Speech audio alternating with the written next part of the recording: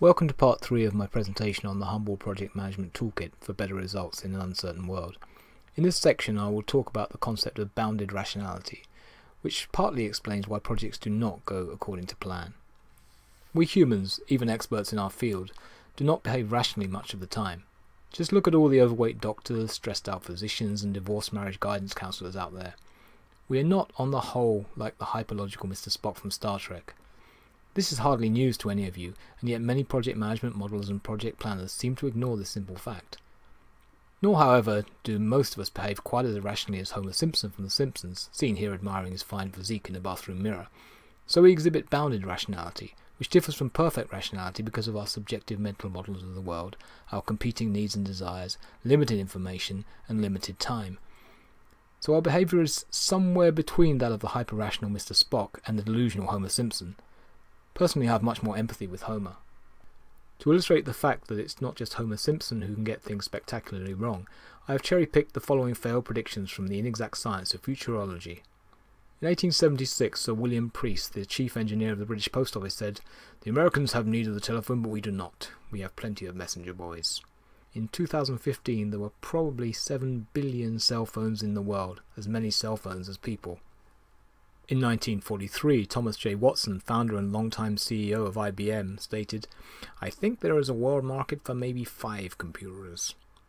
I recently went to an induction day with my son at Aberdeen University, where I learnt that most university students possess 5 computers or computer-like devices each.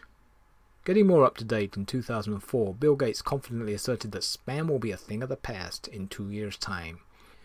Well, over 10 years on, a healthy diet of spam still makes its way into my inbox, which is not surprising considering probably over 100 billion spam emails are sent out every day. I'm not highlighting these examples to ridicule William Preece, Thomas J. Watson or Bill Gates. I've selected these examples precisely because these people have all been very successful in their fields. Yet despite this fact, their predictions were ludicrously off the mark. But it is highly likely that none of us would have fared any better than these 3 gentlemen did, given the information available at the time. But in the words of Daniel Kahneman, it's much easier, as well as far more enjoyable, to identify and label the mistakes of others than to recognise our own.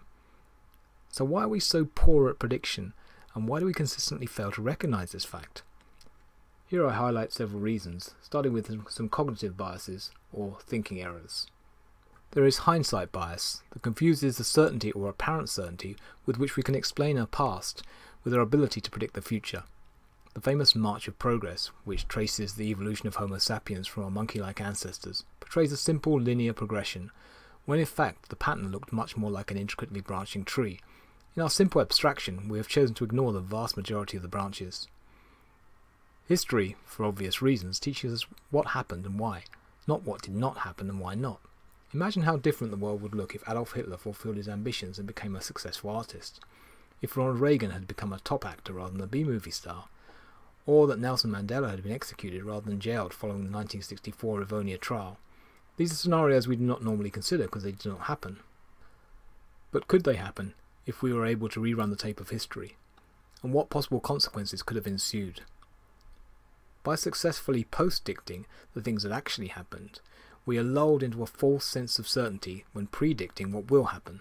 And predicting is essentially what we do when we plan a project, and we tend to have unjustified confidence in our predictions. Confirmation bias is our tendency to give greater weight to information that confirms our existing beliefs. I have to get at least one football-related example in every talk I give, and this is the one for this series. In October 2011, Chelsea captain John Terry allegedly uttered a racist comment towards Anton Ferdinand of QPR during a heated exchange in a match at QPR's ground, Loftus Road. Terry was absolved of racially abusing Ferdinand in court, but was found guilty of racial abuse by the Football Association hearing. So is John Terry racist? Definitely yes, according to QPR fans who will point to the Loftus Road incident. Certainly not, according to the Chelsea fans, who point out that Terry is captain of a side composed of footballers from all around the world and of many races. In other words, we see what we want to believe, and rather than acting as impartial judges carefully weighing up the fact, we act as lawyers for the defence or the prosecution depending upon our preconceptions. Preconceptions and confirmation bias can lead us to assume that everybody we interact with shares our views. Failing to appreciate that this ain't necessarily so can contribute to over-optimistic estimates of the time and effort required to achieve our objectives. And now for a musical interlude. I will tap a tune on my desk, and I would like you to name that tune.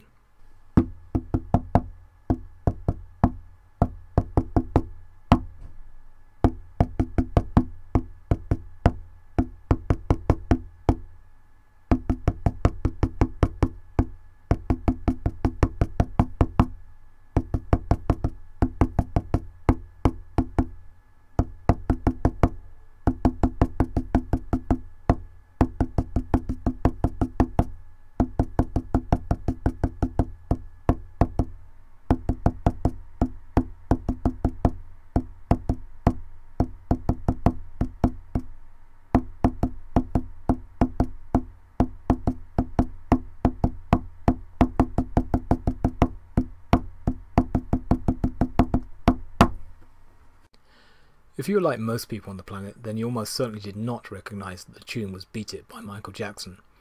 It probably sounded more like mangled Morse code than the King of Pop to you. But for me it was obvious, because I could hear the song in my head as I not very expertly tapped the rhythm on my desk. You have just been submitted to a miniature version of a Stanford University study in which graduate psychology student Elizabeth Newton assigned people to one of two roles, tapper or listener. The tappers were asked to tap the rhythm of a well-known song on a table, and the listener's job was to guess the song. The listeners guessed correctly only 2.5% of the time, but the tappers predicted that the listeners will get it right 50% of the time. In other words, the tappers' estimates of their ability to get their message across was overly optimistic by a factor of 20. The tappers got their message across 1 time in 40, but they thought they would get their message across 1 time in 2. What you have witnessed was another enemy of decision making, the curse of knowledge. The fact that once we know something, it's very difficult to unknow it, and once something becomes our knowledge, we often assume it to be common knowledge. Take Big Bird from Sesame Street. Once you have seen how he works, you will never see him in quite the same light again, and over time you might come to think that what you now know about Big Bird is known by everybody. Giving and receiving directions is a classic example of the curse of knowledge in action. As somebody who is directionally challenged, I for one can empathise with the bamboozled-looking pedestrian in this cartoon. The curse of knowledge results in us failing to fill in the blanks when we discuss topics about which we are highly knowledgeable. This can cause confusion and misunderstanding among our colleagues, many of whom have not trodden the same experiential path as us. In the next part I examine complexity, another reason why projects fail to go according to plan. See you soon.